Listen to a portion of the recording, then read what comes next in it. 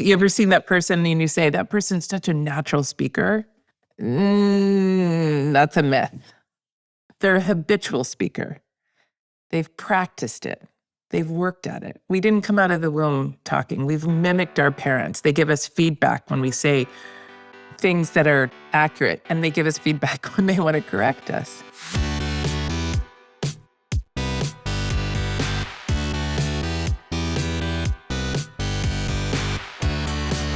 You're listening to The Successful Bookkeeper with your host, Michael Palmer. Listen each week as inspiring guests share their secrets of success to help you increase your confidence, work smarter, and build a business you love. This episode of The Successful Bookkeeper is brought to you by PureBookkeeping.com, the proven system to grow your bookkeeping business.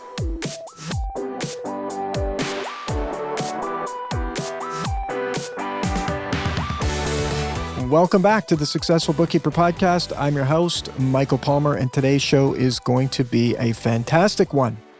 Our guest is the founder of Articulation, an executive speech coaching firm, and the curator of TEDxColumbus, Ruth Milligan. Welcome to the show. Thank you for having me. It's a delight. It's great to have you. And before the show started, we were talking a little bit, and maybe we'll save that actually and get into it after we get to know a little bit about you and how you ended up doing what you're doing today. It sounds pretty exciting, the work you're doing.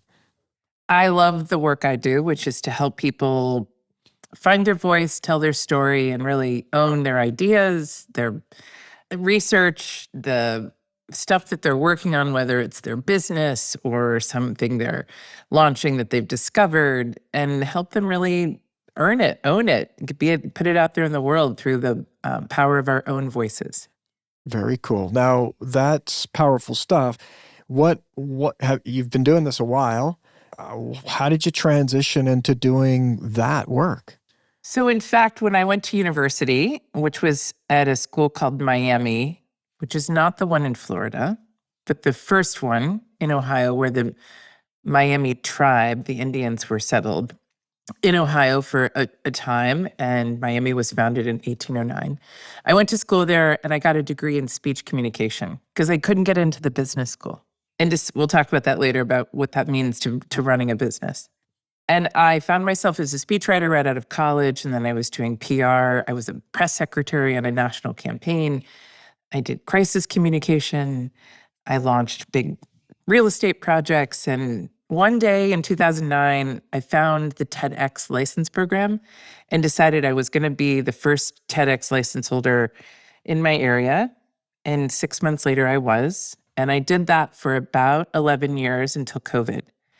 And it was that experience coaching TEDx speakers in the short style, one idea, no notes, no podium, that really cemented my love for helping people not only tell their story, but how to organize their story, how to figure out what to say, how to say it in a short amount of time.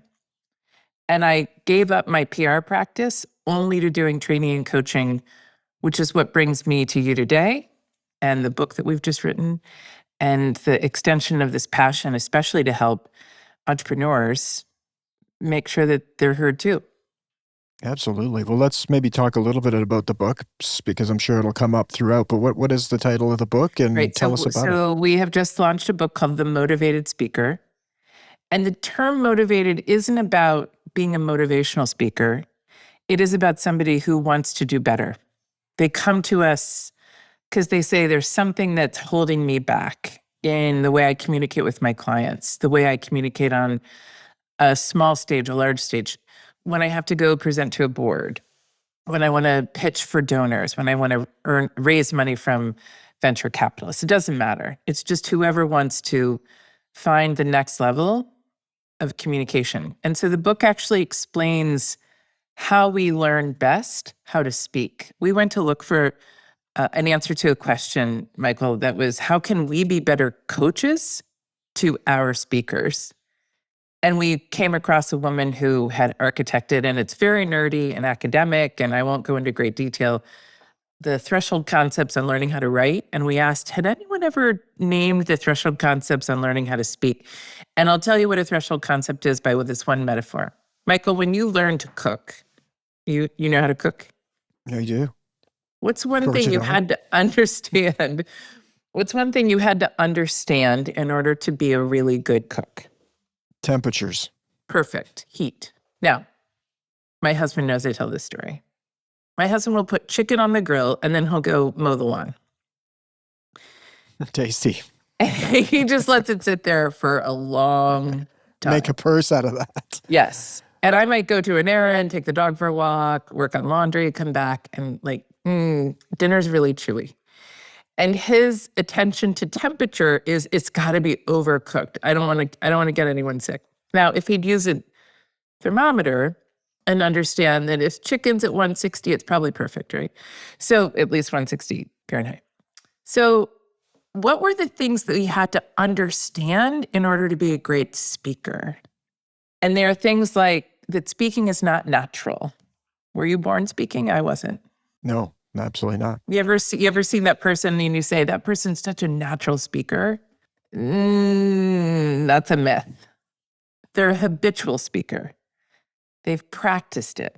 They've worked at it. We didn't come out of the womb talking. We've mimicked our parents. They give us feedback when we say things that are accurate, and they give us feedback when they want to correct us. And so the second thing is speaking requires feedback. We have to listen to ourselves. We have to listen to each other and give feedback in order to get better. Speaking is social. This is my biggest, I'll leave speaking is social for last, just because it relates to accounting and bookkeeping and things that are financial that I struggle with in my business, because I think it'll relate to your audience. Speaking comes in many genres. Revealing a P&L and going through a first quarter report is very different than giving $1 million pitch for money for the cancer center. It's different than a panel. And if you don't really appreciate that those things are different, you're going to struggle to be a good speaker. Speaking also is messy, very messy. It starts with our thinking. It goes through maybe paper, maybe note cards, maybe iteration in many ways. And it can be iterative and difficult, but you have to go through those things to get to the right story. And it's okay, you have to feel uncomfortable. It's not something you can do the first time and do it perfect. We'll get back to the interview right after this word from our sponsor. Hey, bookkeepers, are you tired of juggling spreadsheets, chasing down receipts, and spending endless hours on client deliverables? It's time to simplify your workflow with Hub Analytics. Hub Analytics is the financial platform built just for you. We streamline bookkeeping operations so you can focus on what really matters, delivering high-quality results for your clients. With our easy-to-use tools, you'll save time, reduce errors, and gain deeper insights into your clients' financials. Imagine having all your financial data in one place with real-time analytics and customized reports at your fingertips. No more late nights, no more stress, just efficient, accurate bookkeeping that makes you look like the hero you are. Ready to take your bookkeeping to the next level? Visit hub-analytics.com to start your free trial today. Hub Analytics, where smarter bookkeeping begins. Thank you for hearing from our sponsor. Now let's get back to the interview. And so I want to talk about speaking as social for a second. Audiences make meaning of our words. So we can say something. I was just on a call this morning and someone used a word in a talk I was reviewing, and I didn't understand what the word meant. It was like I had another experience recently where there was a doctor that kept using the word decompensation. I have no idea what decompensation is. It's a big one. It's a very big one. And all I could say to them was, could you use something with less syllables? Hoping that they would get to a word that I could relate to. Now, there is people who are smart that have gathered a lot of knowledge and are like full of big words, want to use them. But if it's to people that don't know those words, then it doesn't matter. I get stuck. I want to click through it and say, what does that mean?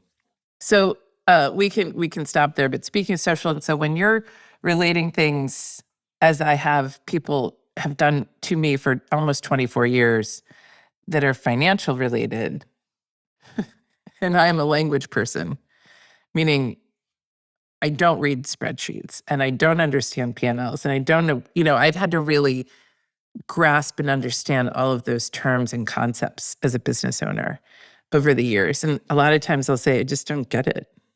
Like, why does that matter? So that's what the book is. And that's how we came to it, was we were just trying to answer a question. How can we be better? And we believe that the book, no one has named these before. The book is cutting on one thing, and I'll leave with this thought around the book, which is it's about the communicator, not the communication. Interesting. So it really deals with you as a human, how you process, how you think, how stress impacts you, how things need to be congruent. So we're very excited about it. Thanks for asking. Got to get this books in the hands of young people. Mm-hmm. They can learn it right from the get-go. And a few older ones too. Yeah, my son's just done, he's in grade 4, and he's just done the first speech, and How'd it go? And so, yeah, he did okay. He did well. It was a big chapter in I don't think I'll ever forget that chapter. It was a big chapter, the whole going through it, practice it. You got to practice it, got to write it, got to do it this way, that way. My wife, and as I was listening to you, thinking about, interesting, my wife does a lot of talks. They're very data oriented. And so like when you're talking about. Is she a scientist? In the medical world. And so, they're presenting on facts and figures, and you should see if you ever took a TEDx, put them into a TEDx for medical stuff, it's like, holy cow. The sleep ratio on that is like almost 100% guaranteed. Yeah, glossy eyes. If you want to get some glossy eyes, go to one of those conferences. I'd say half of the work we do is in healthcare and medicine. Yes, and you should be doing 10x, 10x, not TEDx, but 10x more because they need it badly. That'll be my new business, the 10x. Yeah, 10x your TEDx. The piece that is so hard is that knowledge is doubling on itself like every day now, especially the access to information. And we have to stop and say, just because we know it all, does somebody else need to? And my favorite line that I ask speakers is, how much proof do you need to show to make your audience believe something is true? So if you came in with a long list of like, hey, I've been doing this research for 20 years and I have all these degrees, and I want to tell you that I've cured cancer, I probably would believe you by just that statement. Mm-hmm. Now I know that there isn't a cure for cancer because I read the paper every day.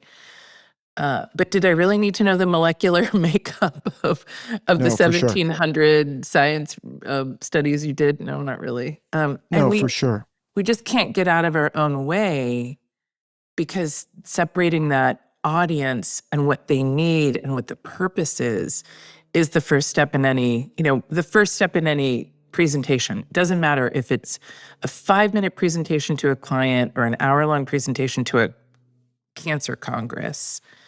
Is what do you want the audience to do with the information when you're done? Do you want them to go, I didn't understand that? Or do you want them to say, oh, I'm on board, I'll give you money? That's right. And then also it points to the social one, is that their presentations aren't built for us. They're built for people who understand more of that information, understand all the big words and the graphs and the whatnot. And so it's always interesting when she says, oh, that speaker was dry. I'm like, okay, like what's, okay. They're all dry to me. Exactly. But, in their lab, Michael, but in their lab, they have to speak like that, and that's okay. We specifically say, don't dummy down your science, but make it accessible for us. Tell me, ladder, we have a class specifically, it's called Making Your Science Accessible, believe it or not. Beautiful. And it's about laddering the information that says that if you want me to understand that molecular piece, you got to explain the cellular piece. And if you want me to explain the cellular piece, you got to explain we've coached many hundreds and hundreds of scientists in trying to help them understand the same thing. So Yeah. That's great. So it's a really interesting one, but it comes back to Bookkeepers, which is most of their talking is being done to people that are not in their social. Yes. Like if we use the word social as being like their industry or Their whatever, it's genre, like right, know yes. your audience. Yes. They're not their audience, and very few people outside of the industry of bookkeeping would be in their audience. That's the thing. And so that's correct. That's the whole purpose too. We don't want to be in we don't want to know everything. They don't. And you don't want your clients in your audience because you're the one that's the expert doing the work, but that's where it starts to break down really quickly. So it sounds like this is a book for our listener for sure. And also, I think humans in general, what is it? The speaking is like the second greatest fear. I don't even know what it is, but it's a big fear, right? Big one. And we like to say we've actually introduced a greater fear, which is that we make people, just on a call before this, we make people watch themselves in recording speak. Oh, and we believe that probably is more painful than actually speaking.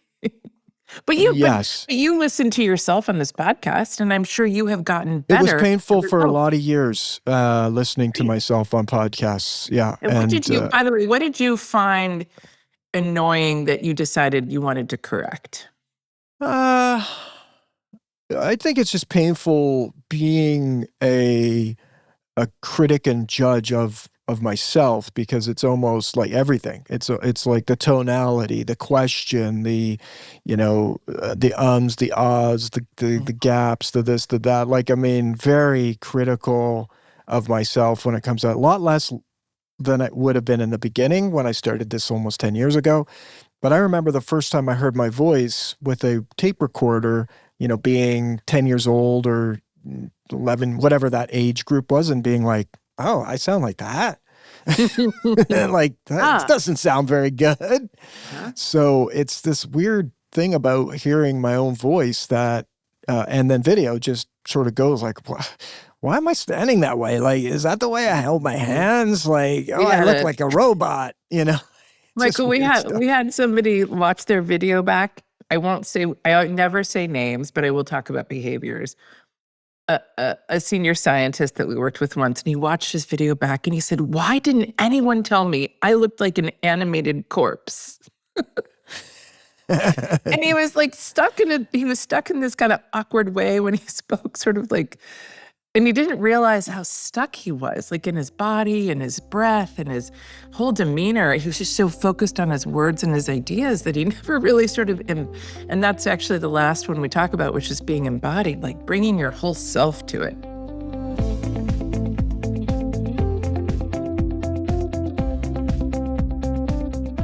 I commend you on listening to yourself when you were 10. That's remarkable. Yes. Yeah. I remember actually battling with one of my best friends to hold the microphone. We were like fighting over the microphone to make jokes and stuff like that. Yeah. Well, let me bring this back to your audience.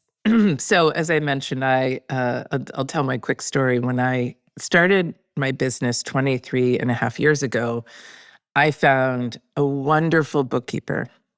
But I told her, I said, I don't want to spend money on you quite yet. I don't have enough revenue, so I'll do my books. I got the QuickBooks, and I would, at the end of the month, enter and everything. And she would come over and she would spend maybe an hour or two and correct everything I did. She would just fix it. And she was so gracious and kind. And we did this for like a year or more. I was so determined to try to teach this myself. And at some point, I finally said, this doesn't make any sense, does it? And she said, no, it really doesn't. And if you're willing now, I can just take it over. Wow. And indeed she did, but she gave me an opportunity to learn what I needed to know to be able to manage, read reports, understand some of the language. It was a good case study. I never took one business class in college. I was all language, all speaking. I might have taken a marketing class. And so that was important to me. I had to learn by doing. But I have a more recent example, and it's not about bookkeeping specifically, but it is about financial things that I find to be incredibly difficult, which is one of my greatest accomplishments is that I've gotten my team, I have 4 employees, to all contribute to a 401k. And really, we've built it over 4 or 5 years, 6 years, and it's a prideful moment for me. And we switched plan administrators and we switched 401k providers because we grew out of the first one that we built. And so we had to go through this process. And the emails that I get from the plan administrator, Michael, are Greek to me. Totally Greek. I don't know what the acronyms mean. Safe harbor means something. I know that they want me to have a bond, but isn't that just an insurance policy? The simplest of terms get me tripped up. And then they don't tell me deadlines. I need this document signed by this point. And I'll ask, so tell me what you want me to do in the simplest of terms, and I will do it. Because they're trying to, those emails and things that they're sending me are trying to get me to do something. But I have to search really hard for what it is and how to do it. And I'll leave with this thought that does apply to bookkeeping. There's declarative knowledge, things that you understand declaratively. Yes, I need somebody to do my books and my taxes and my accounting. Yes, I need to send invoices. Yes, I need to collect, money, right? Procedurally, very different. The steps to get a contract signed, the steps to connect my QuickBooks with a payment system, the steps to collect on a late bill, all very different. And so having a lot of grace for the new business owner to help them appreciate those steps will make anyone's job easier. That's my rally cry for, it's central. Like I worked really hard for a lot of years to get those things, those procedural steps down so that they just worked. And now they work for me. I love it. Yeah, I'm a big believer. Yeah. Well, no, it's interesting. And just another thread or layer of thinking around just the whole concept of knowledge in this industry, of course. And I've never heard it really put that way, which is, it's like, how do you actually work? There's like the bookkeeping, and there's like, we often talk and think about how to do the bookkeeping and all the instructions and information on how a bookkeeper does the bookkeeping, but how, the procedural level of knowledge of how to work with a bookkeeper. Oh, yeah. Is really interesting layer I've never considered. That's really neat. Elizabeth Wardle, who was our writing coach, so to speak, she's the director of the Writing Center at Miami University, taught us this concept. She's a writing scholar that's only working in nonfiction writing, real writing, like writing for getting things done, activating ideas, getting work accomplished, reaching goals versus fiction writing. Mm-hmm. And her whole mantra is everyone's a writer. Everyone. Your bookkeepers, every one of them is a writer. You write an email. You might write a grocery list. You might write a budget narrative. You might write a P&L narrative, right? There's even the categories in a P&L or balance sheet is writing. And so you start there, and then you move to how do we interpret that writing, and are we writing for somebody that understands us? And then you move to the steps that we got to those pieces. And each one of those steps is usually explained through some instruction that's written. And when you really slow down and think about that and think about where does a client, and I'll invite you to tell me now what your audience loves most about the podcast and what problems they're trying to solve. But if they've got clients that aren't being compliant with them ever, I encourage you to go back and say, what did I write to them? And did it make sense? And did I tell them what to do, when, and how?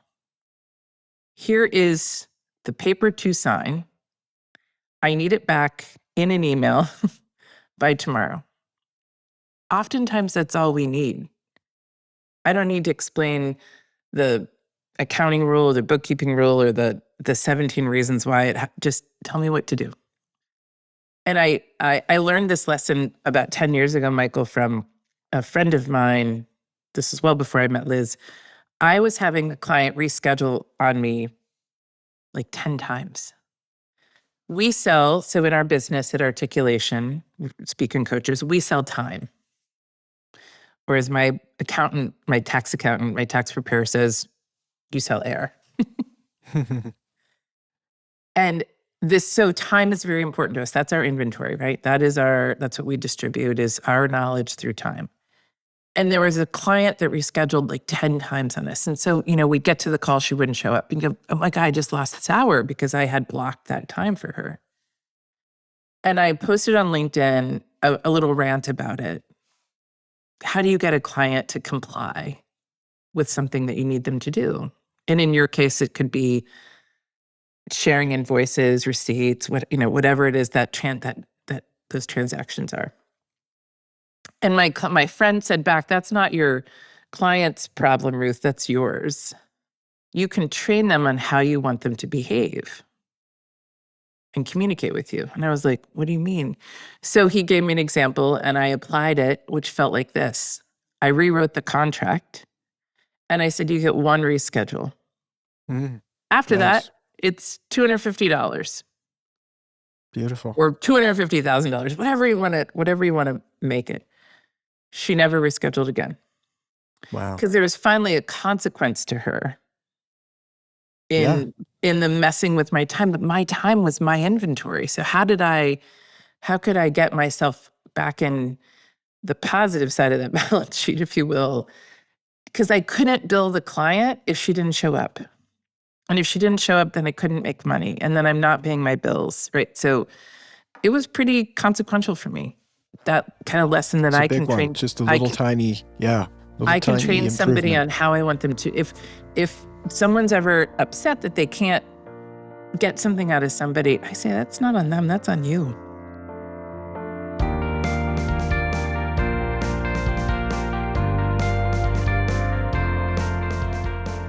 Our audience could become very wealthy if they added, like, if you don't get this to me on time, you get one miss, and then I'm going to charge you extra for it. Well, it would work. There's got to be consequences for things. So, right. Life is consequences. Right? I was staying with my college friend. She does that club Pilates. It's the unlimited Pilates. I don't know if you have that in Canada. But I'm sure you have a gym where you have like a right. And she gets charged. She can reserve a spot in a class. It's unlimited usage. She can cancel, but if she cancels after 12 hours before the class, she gets charged $10. So she has to think to herself, is it worth missing it for $10? Maybe some days, like when you're trying to get out of bed at 6 a.m. And this person happens to be pretty wealthy. So $10 isn't much to her, but she says, well, why would I want to waste $10 that way? I should go to class. So it serves everybody in that situation because Pilates is good for the person and it's got to be enough that it matters. And for her, it matters enough. Maybe some other wealthy person might say, I don't care, I'm just kidding. But it's a flexibility fee, right? Correct. Because they can't resell that to somebody else. No. But even though she paid for it, but it's that issue that in an unlimited package, if she goes every day, the per session is, anyway, you get where I'm point. It goes lower. And so they don't want to, you can't just reserve and not show up because it burns through their inventory.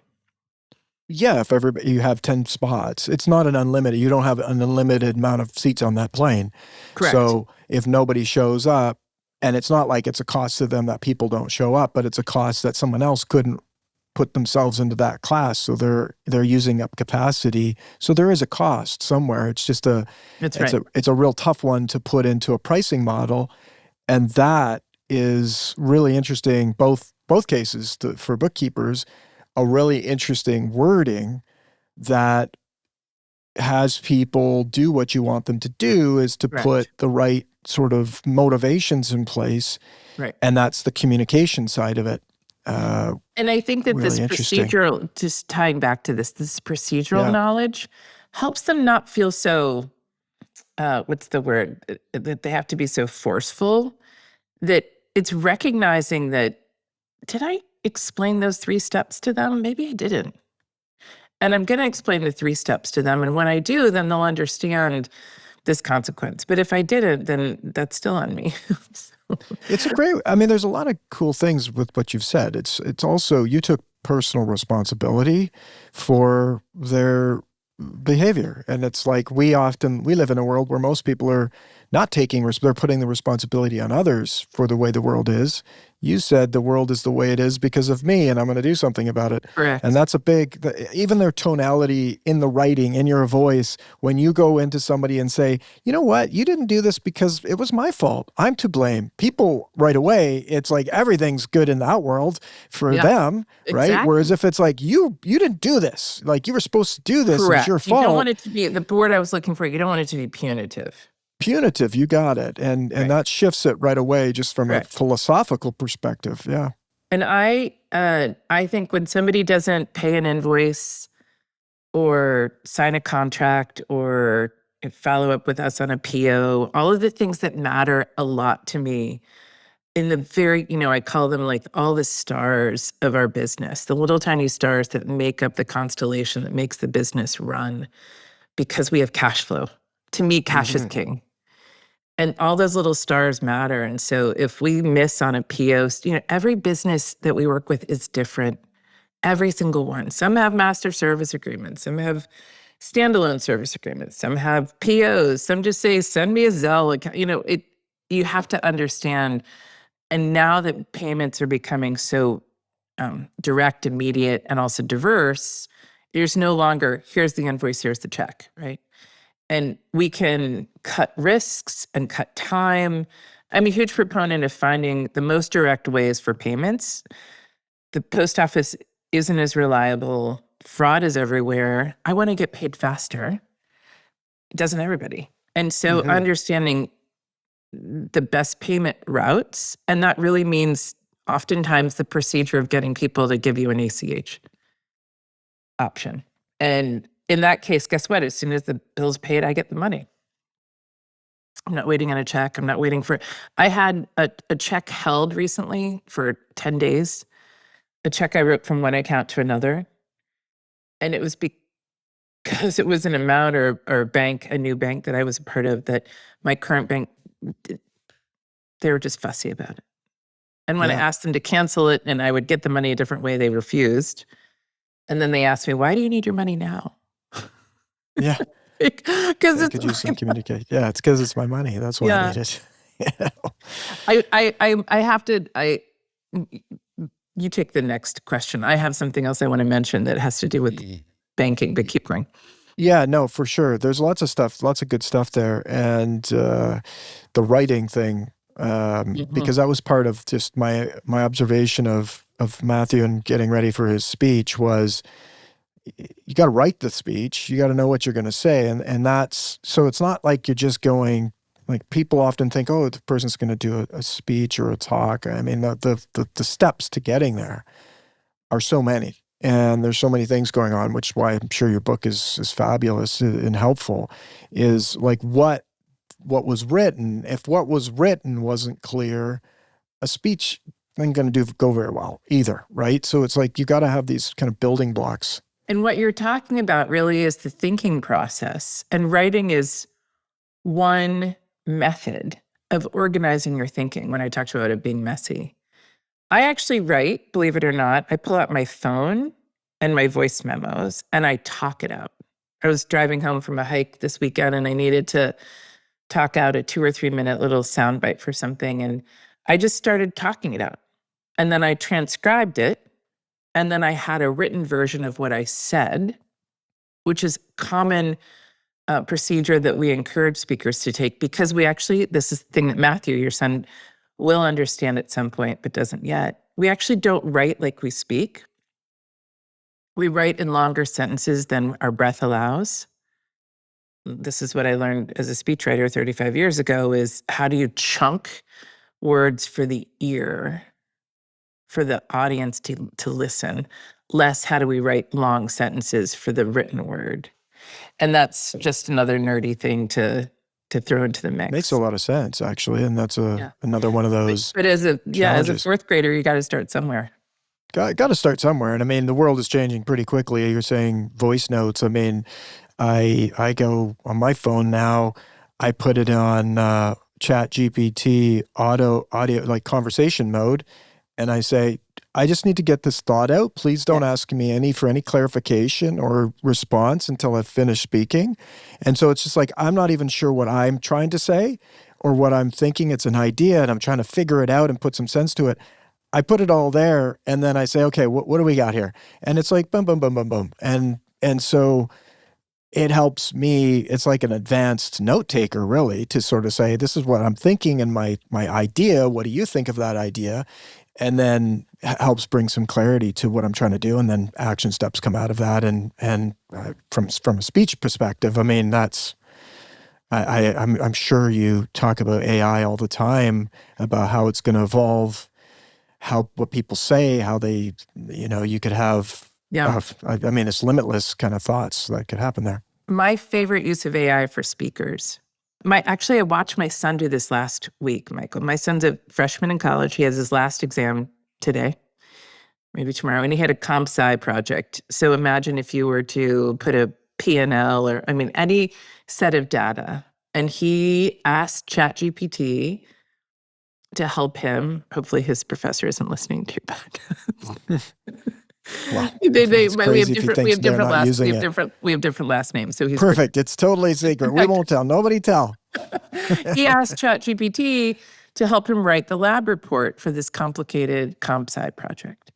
Yeah. And it spit out something and he said, okay, make it shorter. And then he said, add a little bit of this. And within about 3 minutes, he had what would have taken him a very protracted writer. He's not a very natural writer, just because he has some brain to hand. It just takes him a long time, the process. Mm-hmm. And he's like, this would have taken me hours, Mom. But it actually said exactly what my lab report delivered. And now I can move on to something else. So it's cutting time for us in ways that we don't, building some efficiencies. I like to say, if you wrote something out that was 400 words and you didn't know how to, I did this for a friend's eulogy. It was 1,500 words. She sent it to me. Can you help me? It needs to get shorter. I put it in AI and I said, help me make this 1,000 words, don't lose story. And then I'd say, tell me what stories you pulled out. Help me make, 3 or 4 prompts later, within 10 minutes on a Saturday night, I had a 750-word eulogy for her that she would have just emotionally struggled through. So there's a lot. We're at the tip of the iceberg. Crazy, yeah. All the ways that AI can help expand, contract. It doesn't think for you. It cannot. No. We've put our book into AI and into our own AI because someone actually put our book into AI and it hallucinated our ideas. So stop, because I was going to actually ask you that. Yeah. Because a friend of mine, they've built some models around their own book, which is, okay, this is my philosophy, this is my life learnings of this particular topic, and now it's in my secure AI, and if you want to ask it questions and have it tell you how to do the things you want to do based on my knowledge, then that's what they've built. But I'm curious about what you've said is that you put it into, somebody put your book into AI. So another podcaster, I sent one of my first podcasts, I sent an early version in a PDF because that was the only thing that the publisher had for me at the time. This was about 2 months ago. And he agreed not to forward it on. Well, instead, he put it up to AI to give him one of those deep dive notes. Yeah. Yeah, but one of those deep dive conversations of 2 people talking about our book, using the AI generated voices. If you haven't heard them before, it's very freaky. Okay. And in a 15-minute conversation, so our book goes up, he says, do it, if you Google deep dive or any of the other, our book goes up, it comes back down in a 15-minute, seemingly like you and me talking, wow. two people. So I don't have to do the show anymore if this is no, that's not true. But it came up with ideas that we didn't write about. Interesting. And pull-throughs that didn't exist because it hadn't been trained on our concepts. Right. And they were adjacent to other speaking concepts. And so it just pulled what it knew. But this notion of threshold concept is a very specific construct about the things you have to understand in order to do something well. It is not how you speak, it's what you understand when you're speaking. Right. And I was listening to it thinking, oh my gosh, this is horrible. And then I put it into my own private AI, and it gave me a new subtitle. Interesting. I said, give me a 100-word summary of my book. And I said, why did you give me a new subtitle? And it said back, oh, sometimes I hallucinate. Sorry about that. Oh, okay. Wonderful. So, we Yeah. we proceed with caution. Proceed But with caution. Absolutely. as it relates to doing work faster, especially when it comes to communication and trying to find more concise ways to get big ideas out, I'm all for it, as long as it's used ethically and proceeds with caution.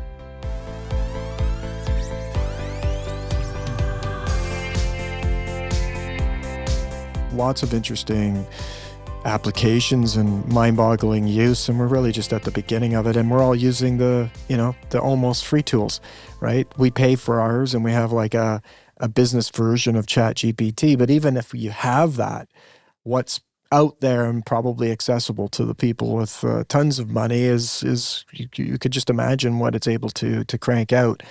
So lots of interesting stuff, and very applicable and for students and for anybody that's going to be doing any kind of speaking. Yeah. Getting back to your book and maybe some key sort of thoughts around, Sure. We know who our audience is. We know that often they're, somewhat introverted. That's just a generalization, of course. What kind of benefit are they going to get out of it? I have a very specific thing I'd like your audience, if you had a clip from the podcast, this would be it. Every single person does something when speaking in what I call closed rooms, with your lab, with your peers, that might be annoying. I call that a shaded habit.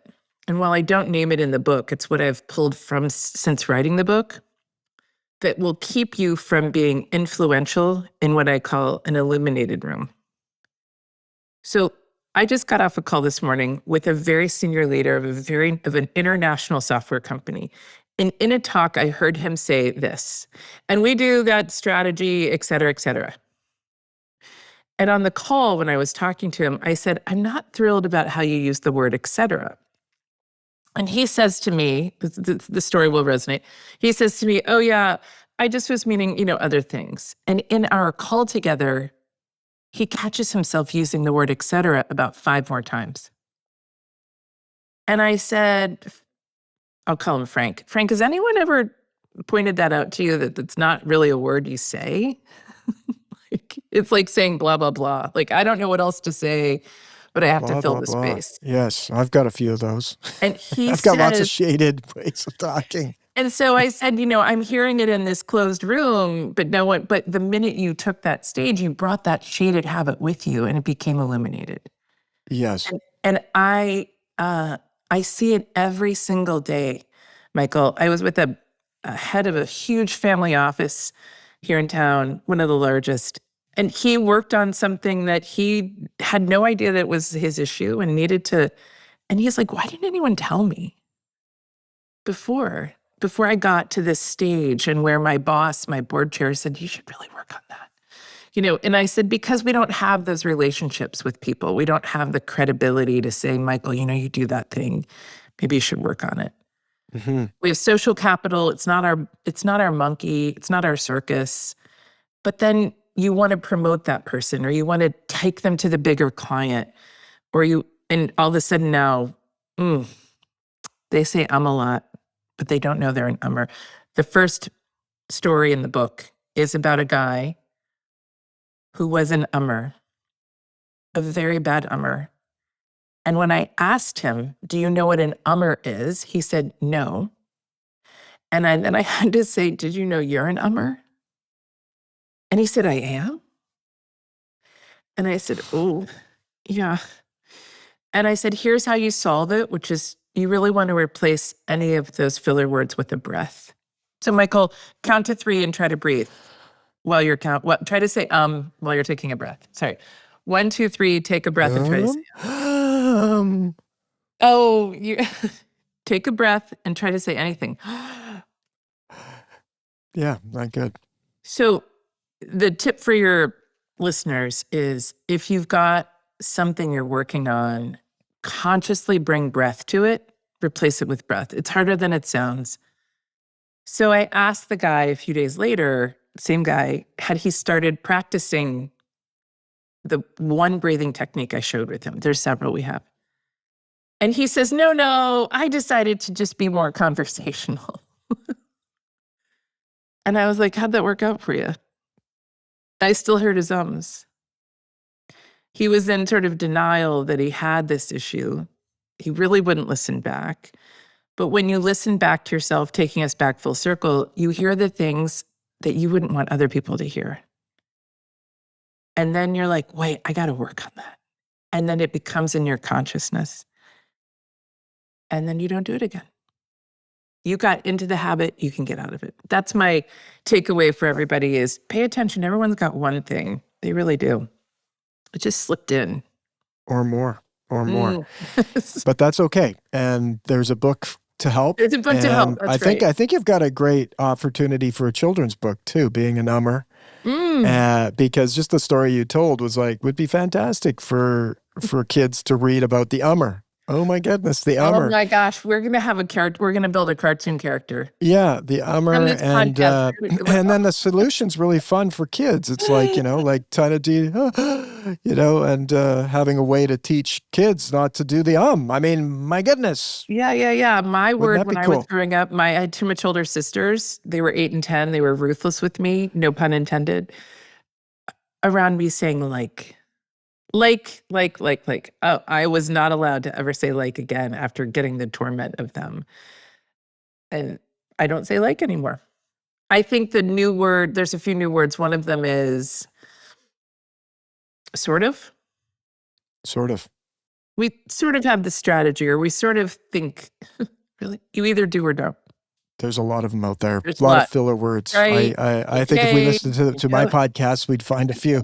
I honestly, I don't listen for them, but I haven't heard one. Oh, well, that's pretty good. I think if we listen back, we'd find them. And I'm being really careful here because I know you're awesome at speaking. And you're very. I have to be really good. I wouldn't say that. You're a good habitual speaker. Well, thank you. You're welcome. Thank you. I appreciate it.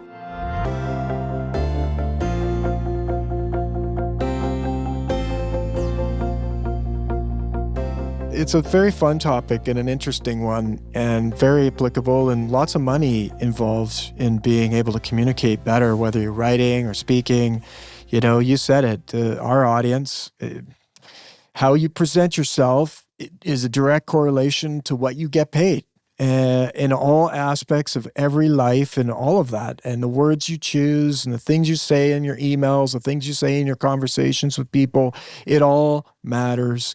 And it doesn't have to be complicated, but if it's thought through and there's my because you're just figuring out what to say. I'm figuring out what to say next. If you pay attention, there's money to be made here and great things to happen. Right? Less is more, probably. And there's money to be lost by poor communication.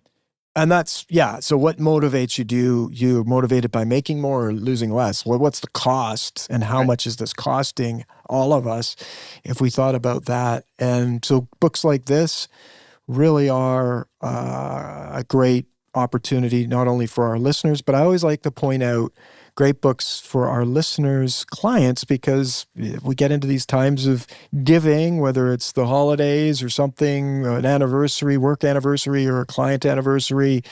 A great book to give to your clients, to pick up a couple of copies and gift it, right? Right. You see struggling with their communication to their clients, because that matters to you, because if they're not making the money, neither are you. That's right. Or going through a struggle, or have mentioned that they have to do speaking or talking, frustration. I think every business owner, if they had a list of books that their strategic clients, when they hear something come up, it's like, I've got a book for that. And it's whether people read them or not, a book is such a great gift to anyone. It's tangible. It's something they hold on to. Of course, a lot of people like the audiobooks these days, me included, but always love getting there will be a physical an audiobook. book. There's an audiobook coming out. We don't know when. Beautiful. Well, somebody else is do. recording it. I don't know who.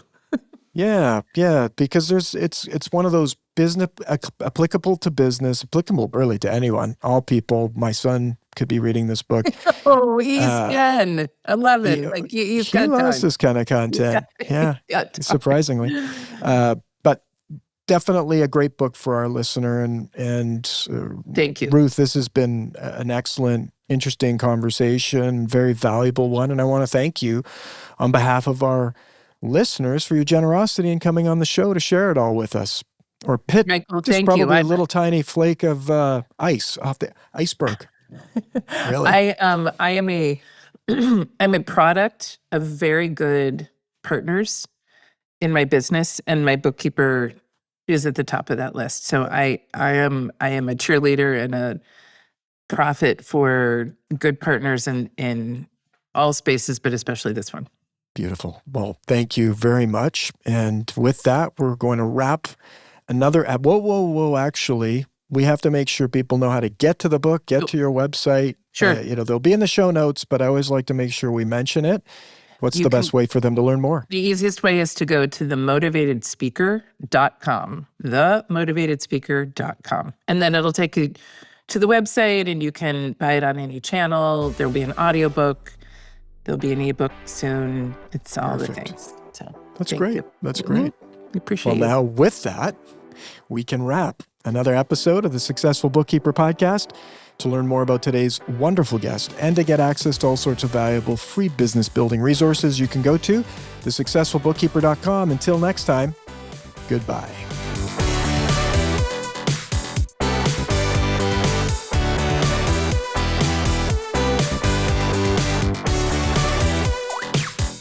You've been listening to The Successful Bookkeeper with Michael Palmer. For more information and to download the resources mentioned in this episode, please visit us at thesuccessfulbookkeeper.com. Thank you for listening.